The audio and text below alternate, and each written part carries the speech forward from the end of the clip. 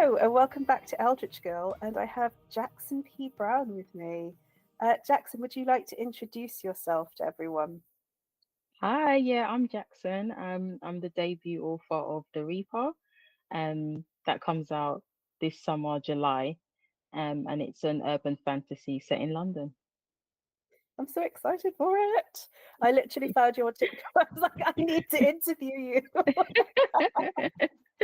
you. It sounds amazing. I'm really excited for it. I've already Thank pre-ordered. you. Oh, thank you. Yeah, and so you're going to read an extract from The Reaper for us. Yes. When you're ready, would you like to just say a little bit about the extract for people who obviously don't know what your book is about yet? Then you can launch into it.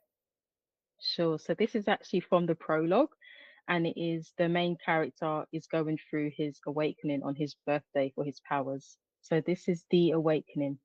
Impatience had brought him to Camden Town. He should have stayed at home. Slipping away from the high street, he found a hiding place between the crevices of an end of terrace alley.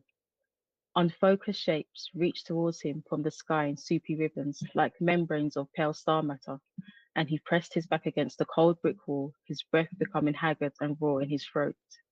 The ribbons grew thicker, pulsing and growing until the deluge surrounded him, congealing over his body, making it difficult to move.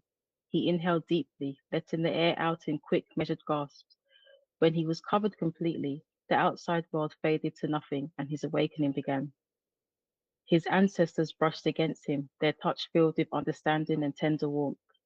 When they offered their energy and power, he grasped it firmly. As it seeped into his flesh, every fiber of his body began to change. Their power caressed his skin, his bones, his marrow and joints, and as it sank deeper and deeper into his flesh, it pushed him across the border of his previous existence. When he finally opened his eyes, the entrails of the galaxy had vanished, leaving the horizon clear once more. He let out a deep breath, reveling in the feel of his new self. Now he could finally step into his rightful place as heir. Now he could finally be who he was destined to be. But the stars maintained their watch. I love the entrails of the galaxy. Oh my God, that's Thank such you. a powerful image. Do you know, I was really proud of myself when I wrote that. So, would you like to tell us who that main character is and a little bit about him? Yes, so that is the main character, Gerald Reaper. He is the actual Grim Reaper. That's what the story is about. And he hails from an ancient tribe of supernatural assassins who travel around the Sahara. And because they are all born with this killing curse, for millennia, they've been hired as secret assassins. And so each of them are sent out. One is in New York, one's in London, one's in Paris, and they're stationed there and they're hired by the world's elite to basically assassinate each other's enemies and rivals and things like that. And so the humans don't know about them; they just know the legends of the Grim Reaper. But this is actually the origin story of them in my story. So yeah, that's who he is. And on his 27th birthday, he comes into the fullness of his powers. And I chose 27 because it's like a little reference to the 27 Club. I just thought it would just be kind of a cool little, not cool, but it's like a little reference, a morbid reference to that. So that's what's happened to him on his 27th birthday. I love that though as well because that is a really good morbid reference. Yeah. But also I think like having a 27-year-old protagonist is like it's really good, isn't it? Because they've got more life experience and you can kind of so Yes. it's not is it YA or it's new adult? They call it crossover. I think sometimes new Okay. adults sometimes implies a bit of spice. This book has steam, but it's not spicy. It's not spicy. And what about your other character, your other main character? Yes, so that's Amy St. Clair. So she's not an ordinary woman. She's an empath, and she hails from a long line of empaths from Jamaica originally. It's her grandma who was like her mentor. But by the time the story begins, her grandma has passed away. And so Amy has been living by herself in South London. And it's only after her grandma passed away did she realize that all of the little silly little stories telling her about how ghosts exist and there's really weird things in this city, that's when Amy realizes that she can feel them as well. And so her empath abilities allows her to feel the presences and the auras of non-human entities as well. But because she's so isolated and lonely, she doesn't have anyone to talk to Mm. about these powers. So she spends most of her evenings after work. She works in the library, just trawling around London at night, just observing these creatures without them knowing. And she writes little notes. It's almost like she's writing notes to her grandma beyond the grave and telling her all the stuff that she can see and the things that she wishes she could tell her grandma, you know, that she's passed away. So, and that's when she, on this same night of Gerald's awakening, she actually feels it happening. She feels his awakening and she tries to meet him. And she goes on a little hunting journey, trying to track him down and think, what on earth did I just feel in the atmosphere right now? So that's Amy. Oh, I love that. I also love the fact that she felt something that was like the entrails of the universe and went, Yeah. I want to know what that is. Yeah. She's very curious. She's very curious. Yeah. I like that. Yeah, that's really cool. And I also love that it's so it's an urban fantasy. It's set in London, Yeah. where you are from, obviously. Yes. Yeah. And yeah, and I was just really interested about where did you get the ideas for this book from and why you set it in your home city. Yeah. It's actually it's interesting. So when I was a teenager, I had like various different mental health traumas and issues, and so I had to attend these outpatient appointments in central London. And so every day when I had to, not every day, every week, I had to attend these really long, boring outpatients appointments. And on the way there, I had to pass under this little a bridge to get to the hospital entrance. And I just used to have a daydream of like pressing a brick in the wall and disappearing into this city, underground London, where there's all these magical creatures, just like Alice in Wonderland. I can have fun and just forget my life. And so that's kind of how the concept of this idea of just this community existing alongside London came from. And I kept an obsession over it, you know, as the years went on, thinking about it, thinking about the politics of this community and this strange, like, you know, who is in charge of all the supernatural creatures and what do they do and what are the neighborhoods like and in this weird town. And so as I was developing that, the character for Gerald, he kind of came to me first before Amy. Amy was a very late addition. And so I had him and that he lived in St. Pancras Station in the clock tower. So yeah, that's just how how it all came to be. Yeah. That's really cool.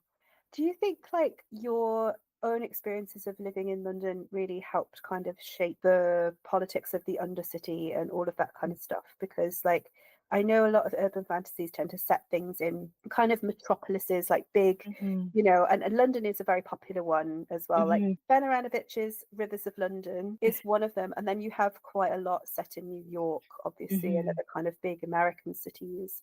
Were Yeah. you tempted at any point to set it somewhere else, or was it always like this is a very London book for you?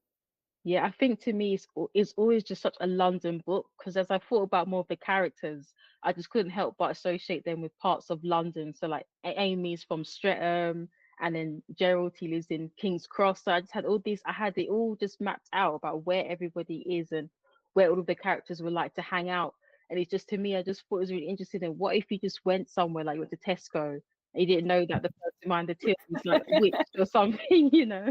So those are the things that was always in my head, and I thought it would be kind of fun. So there's so many references to London places in the books that I think some of the reviews, I think one person said that it was so weird reading it because she goes to some of the places that it mentions in the book. So it's like that's what I wanted people to be like, oh, I know that place, and look at it differently when they're out and about. And for me, that's how I thought about it because London is just so much, you know, it's the only place I've really lived, to be honest with you. I've lived a couple other places in the UK, but it's always been London. So even when I'm traveling and I see a place and I think, oh, that looks like a weird shop. I wonder if that could be like a story there, some, you know, witch or warlock or something lives in there or something. So yeah, it always had to be London.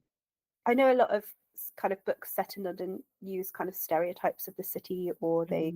Mm-hmm. And I was wondering how you felt about that as well as a Londoner, like reading books where you have like stereotypes of London or Londoners, or Yeah. everyone's kind of homogenized. So yeah, so how did you work with your characters and your setting to try and avoid that and bring people a taste of like the real London, or the real fantasy London, I Yeah, guess.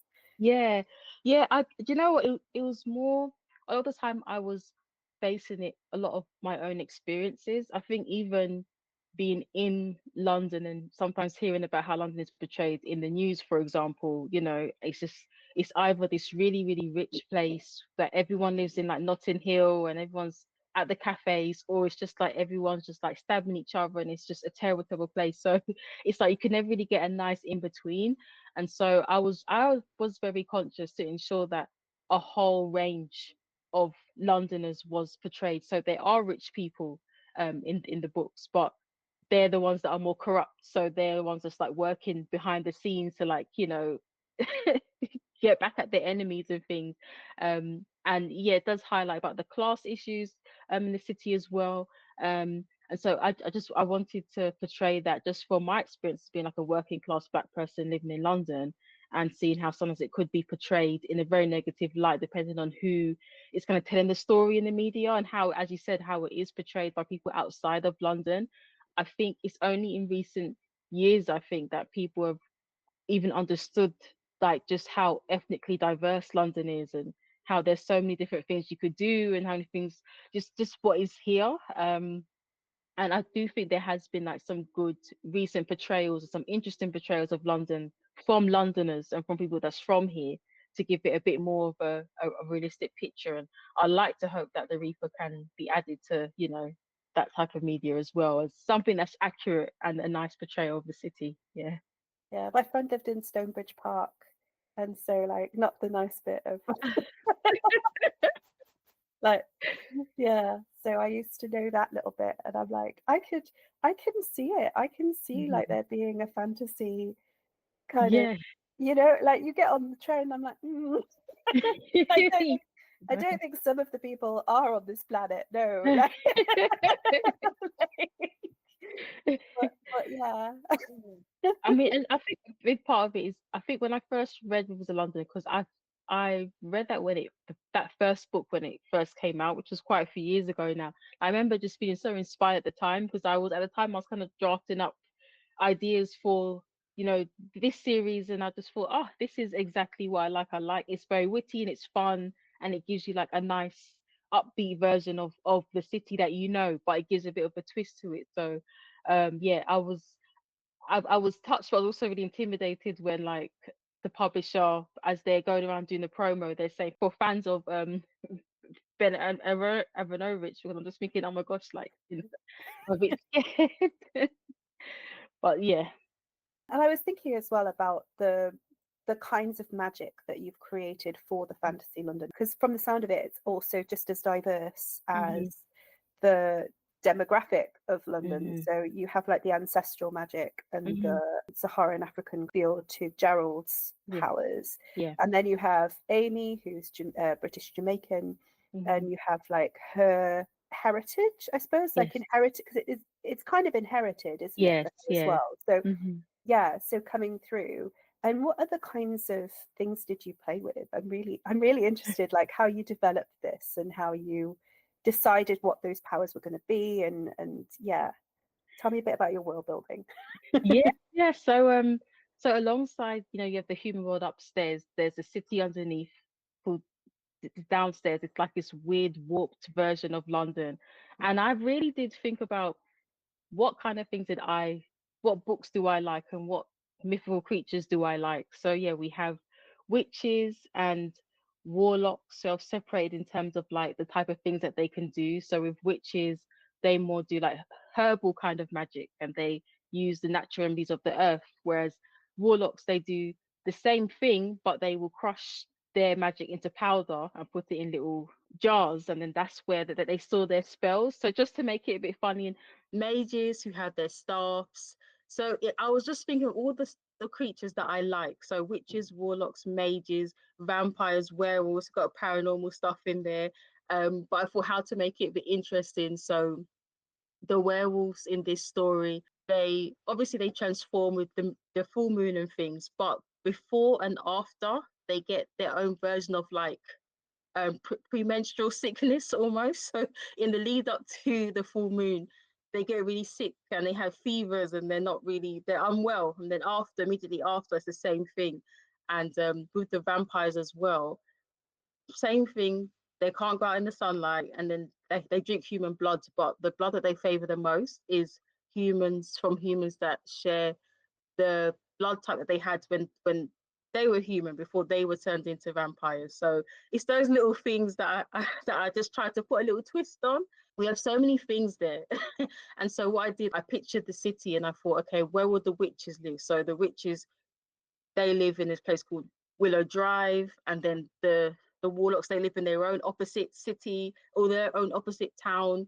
And I tried to think about what would happen in terms of like their class system. So the witches, some of them are more middle class, they're on the more middle class side, and that we have that kind of tension there. And a lot of the warlocks are seen as more working class, and they have a whole like hierarchy of the families who founded the city in the first place, and they kind of lord over everybody.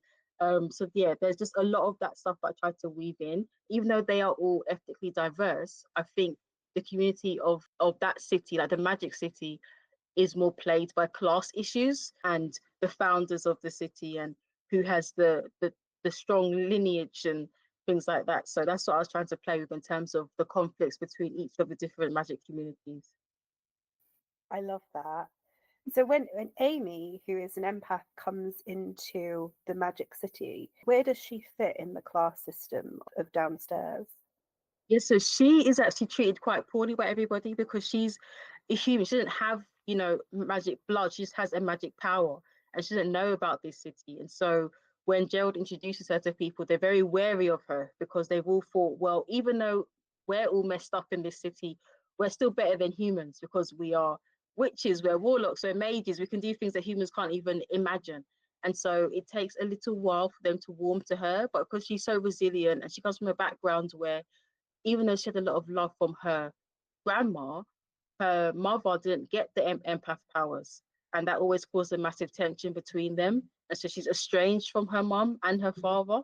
And so she's had to already, she's already had those experiences of being treated in a strange way because of her powers and because she's a bit special, but she's still a human. So she does kind of do it in her own Amy way. She just, she can be a bit stubborn, and she give what she's taken as well. She's fine to like cuss back. So that's how she is, and because Gerald is protective of her, he will always like back her up and say, all right, don't talk to her like that.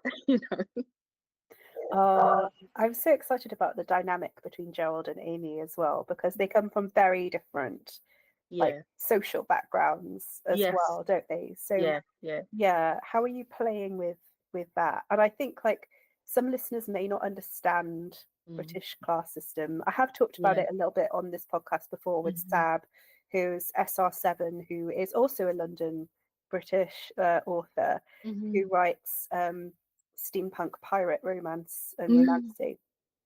And we were talking about the class system with her a bit, because she also plays, funnily enough, with class Yes. in her fantasy world. I think that's just something, if you're British, you just can't get away from. No, If no. you live here, like it's just deeply ingrained. Of course, yeah. But yeah, just to say, like, I think for people here, like the class system is about how you're born, and it's not about how much money you have. And Yes. it's about how you are, how you present Yes. as Yeah. well. So Yeah. you can aspire to be middle class if you're working class. Yeah. And so there's the working class people who do not have a lot of money but always act like they do. Or Yes. they try and be better than everybody else around them by Yeah. presenting that they. So there's that element to it, like the nuances. And Mm-hmm. it's also not, I don't know, like it's not a homogenous thing. Like every class layer has its own nuances and has its own kind of things going on inside it. Of course. Yes. Yeah. And so you can be from the same class background, but you can have different like stuff going on. Like Yes. Yeah. this is very different to American class, right? So you have, if you suddenly win the lottery, or if you're a Russian oligarch or something, or you're a footballer, or you're making millions, you're not actually upper class. you are middle class but Mm, super rich, and the super rich is like a whole new category that we had to invent because yeah. middle class people and working class people suddenly got too much money. Mm, And I think that's what people don't wrap their heads around. yeah. like, Yeah.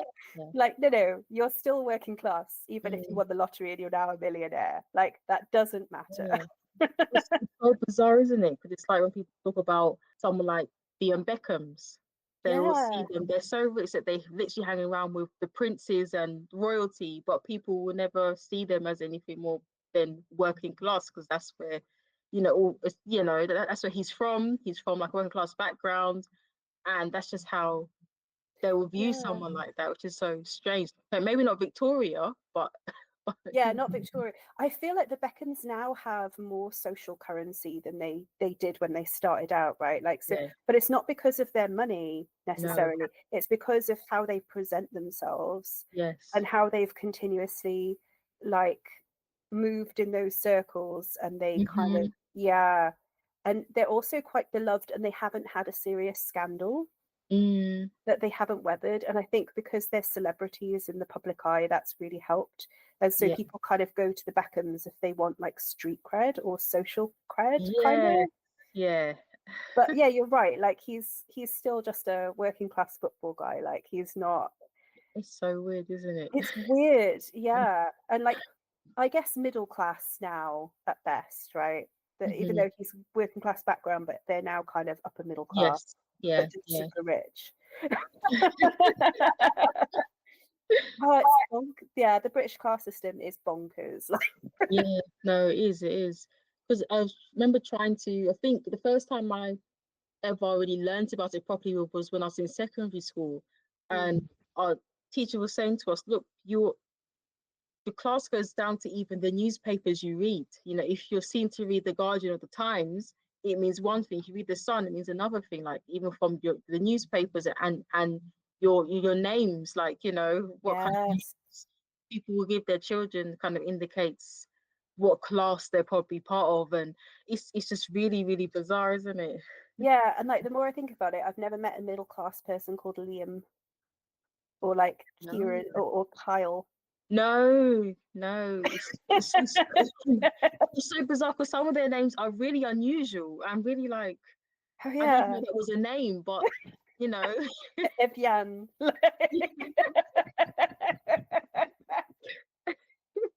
Do you do you know the comedian Daniel Fox? Because he does a skit on that. really no, I don't know. Yeah, and it's like bedtime stories for privileged children, and they're all called things like chlamydia and like Tarquin. Yeah, there's always a Yeah, Tarquin. Tarquin. There's always Tarquin and Hugo. Yeah, that's right. Actually, the names is what I play around the most because of like Gerald, he's an assassin. So what normally happens is a name is assigned to his book. That's his target for that time. And I think it has to be someone who's really rich, someone who another like elite person would want to have killed. And so I've gone through Arlo, I've gone through. I think I have a Tarquin somewhere, and I've had to really like. I honestly, Look for I it. had to go through all of these like the poshest names possible. So I'd like to think that I think someone from the UK would get it when they're thinking these names are crazy because I tried to think of the poshest, most ridiculous names that would be like a politician's son or someone who's from like a peerage or something like that. Yeah, and it's either that or it's just like they're named after some kings. It's like William, Richard, Yes. not usually a John. No, no, Like, no. but yeah, and it's always like, call me Will. Yeah, Like, they're trying to be yeah, like down with the the people. people.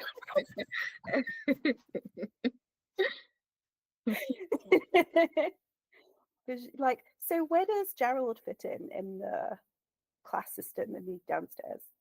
Yeah, so he would actually be like upper class because he's from Africa and he knows his actual lineage. And like Amy, who's from a Jamaican family, which means that she would have been of like an enslaved heritage Mm, from Jamaica. So he knows his lineage, he knows his background, he knows where his people are from, and they've been this.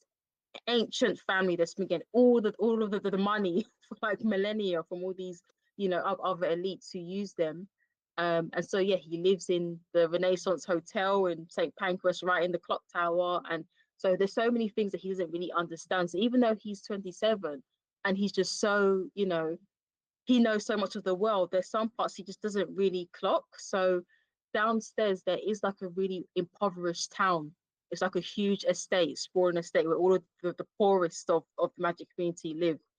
And one of his targets in this book originates from that town downstairs. And so yeah, Joe makes an offhand comment like, gosh, with his talent as a warlock, he shouldn't have been doing all this nonsense that I have to assassinate him. And Amy has to say, well, yeah, because when you come from his background, you're more likely to do those things. You wouldn't know because you're basically royalty. And he's like, oh, okay, it's not something that he's ever experienced because she's from Streatham, which is like, a working class South London, area of South London. So she's seen that all the time, what happens when you're in a poor place and how crime is normally higher in those places. So even their friendship is him learning how much he doesn't actually know about the world. He knows so much, but he knows so little. And even when there is a point where they have to meet Viscount, who's one of their little informants for some information, and as soon as Amy gets into the room, she can feel in the air through the auras in the air that the Viscount actually is a bit racist. But it's something that Gerald never noticed because he's saying we're both of the same social class. You've been polite to me, I've been polite to you. And Amy's thinking, no, this guy really doesn't like you. He's quite perturbed. He doesn't understand how you are the same class because that's not what he's used to as a human. He's used to just having white people around him. So it's even those little things. It's just to teach him about the nuances that even if you are both of the same social class, even that prejudice can still exist even within those areas. So yeah, I think their dynamic is really interesting in terms of what she teaches him and what he teaches her. They both get something out of it in terms of he reveals to her the whole world of, downstairs and magic and all these crazy things, and she's showing him more of the social side and why people might do the things that they do and what's actually behind their little polite smiles and their little ways of working that he can't feel because he's not an empath and she can feel it. I love that. Yeah. And I think I was like, what would they talk about? They're like coming from two completely different backgrounds. Yeah. I love it. Like, yeah, I really love the like very working class versus upper class kind of. Yeah. I was thinking like where I've seen that dynamic before, and I think like the best one is the Inspector Linley mysteries. It's so true though. Like I do love that dynamic where she's basically telling him not to be a twat every single episode. I think that works really well. And so this is going to be like in a series, right? Are you allowed to say, how you think their dynamic is going to develop as the books go on? No, I definitely can say, because I did put little subtle hints throughout the book, they will turn into something a little bit more. It's difficult because the whole point of Joe is that he's cursed, and so he will never be able to touch her because the curse is in his hand. So when he removes his gloves, that he can't actually physically touch anyone because that's how they die. So it'll be like a major issue between them. And also there's that whole like it's almost forbidden because he's thinking this is actually quite a dangerous relationship to have. I'm an assassin, I'm like extremely powerful, I don't want to ever hurt her or put her in anything that is not right. And she's also thinking, gosh, is this wise? Am I supposed to do something like this? So yeah, I just finished the manuscript for book 2 and I gave it to my editor last month, and so I'm waiting to hear back from them to see what they think about it. But it's much more angsty in that area with their little thing, trying to understand what are we right now.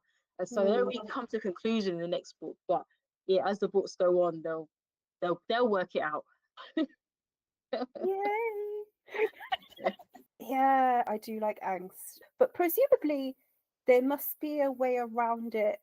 Otherwise, they wouldn't have other little Reaper children. Yes, yeah, it is literally they have to wear special oh god gloves on their hands. Yeah, literally. Yeah. It's really sad, but yeah.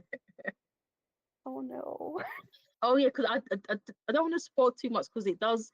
There is a part right in the epilogue that explains how a Reaper is born and what happens to their hands. Yeah, at a point. Yeah, yeah. Oh, all right, okay. I'll leave it there. But like, super intrigued. So you're also, apart from being an author, you're also the founder of the Black Girl Writers Mentoring Program.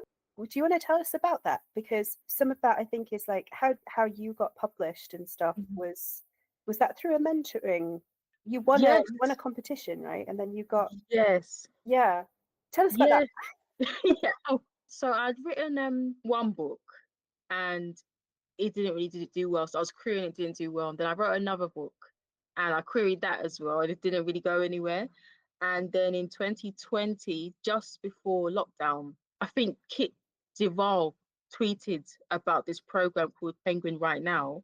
And it was my friend who she messaged me and said, "Oh, you should enter the book into Penguin Right Now." So I did, not knowing that because it was lockdown, everyone in the country who had a book written or half written spent that time to finish their books. So they all entered it. So I think almost 4,000 of us applied that year, and I had no idea. If I knew it was the stakes were that high, I never would even tried, but I did. And so I went through several different rounds and finally I got onto the program. It's just like you spend a year with an editor, they help you with your manuscript, and then at the end of it, they see if you can take it up to acquisitions.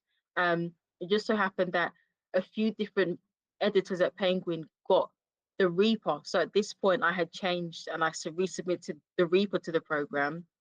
And then two different imprints wanted it. So it had to go to auction. I had no agent. So I had to really find one to help me broker the deal in the auction. So that's how the Reaper got published. But with Black Girl Writers, it actually, I found it around the same time in 2020. So I had just, once again, just before lockdown, because I didn't know what was happening with my book and why I was getting so many rejections. So I entered like a masterclass course that helps you with your book, and you get feedback from an agent, and maybe at the end you get to pitch it to like another really big agent.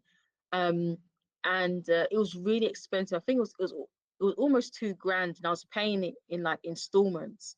And yeah, it was kind of funny because only when I left, because the big thing why I didn't want to leave and pull out is because of that pitching session with a big agent, this huge agency.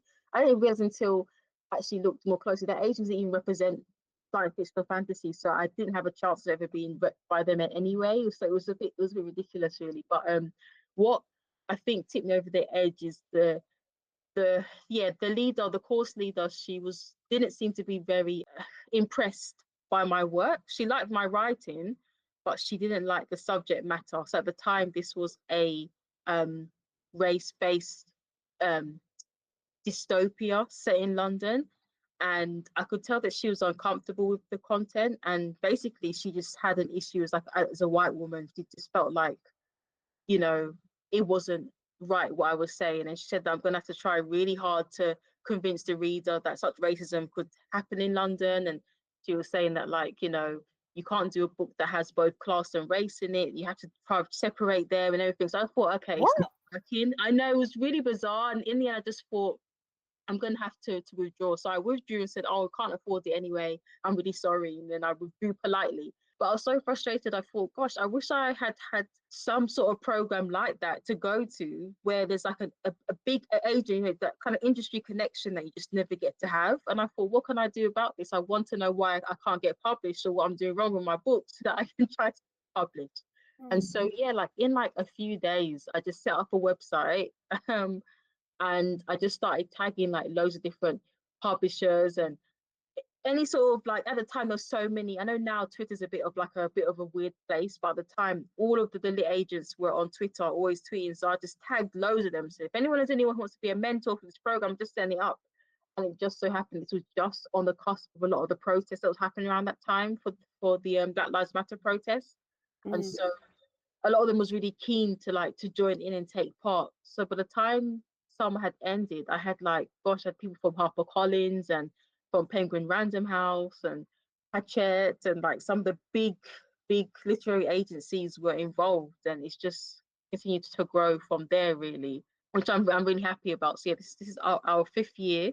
Really, to try to do something special because it's like our 5-year anniversary. And yeah, I'm really happy with it. We have had quite a few people that's got signed to agents, and I think in our first year, somebody got a book deal, a 2-book deal with Virago at Little Brown. Yeah, so Oh, yeah, and we did an open submission day with Simon and Schuster this year, and it looks like one of the people that they might get published because they're just currently working with one of the editors now, Simon and Schuster, with her book. So yeah, like I'm really happy with how it's kind of panned out, and yeah. that's amazing. Oh, congratulations. And I hope that the 5th anniversary goes really well, whatever you choose to do for its special event. Yay. Oh, yeah. I was just, race and class don't go together. I know it was really bizarre. Yeah, In London. she just kept on saying it, and she kept on trying to like make me separate it into 2 different books. But I thought it just went. I just thought it made sense, but she just didn't. Like, so as somebody who grew up in a very working class area in South Wales, where it is literally 98% white, race and class absolutely do go together. Every time I tell, because I thought it was me that had the problem. So, but when I tell the story to people, they're just like, "No, she's very." No, it's Yeah. that is not. No, you do not have a problem with that. Like, no, bizarre. Anyway, I'm so glad that the mentoring scheme really's picked up and everything, and that it's still Yeah. going strong after 5 years. Yes. That's Yeah. amazing. Thank So I you. really hope that more people get success stories and publishing deals and various from it, because Yeah. yeah, that's really cool. Thank you. And before we run out of time, I would like to give you space. Would you like to plug anything that is happening for the next year or coming year for you? Well, yeah, I do have at the moment we do have a bit of a pre-order campaign that's happening at the moment with Dryad Bookshop. We're giving away a free print and a free book plate if you pre-order before the 10th of July. They're really lovely bookshop, and they're like a local indie science fiction and fantasy bookshop. So they were nice to collab with me to do this art print and book plate to give away. Also, the second thing is at the moment I'm still writing. Hopefully, my agent and I will be able to sell something that I'm writing at the moment, which is a very dark kind of horror based two book series that I've been writing in the meantime in between the edits for the Reaper. Thank you ever so much for coming on the podcast. It's been an absolute pleasure to talk about the Reaper and to hear about all of the things that you've got going on, especially your mentoring program. Yeah, I wish you all the best for your book launch in July. Thanks July, so right? much, Mel. Thank you.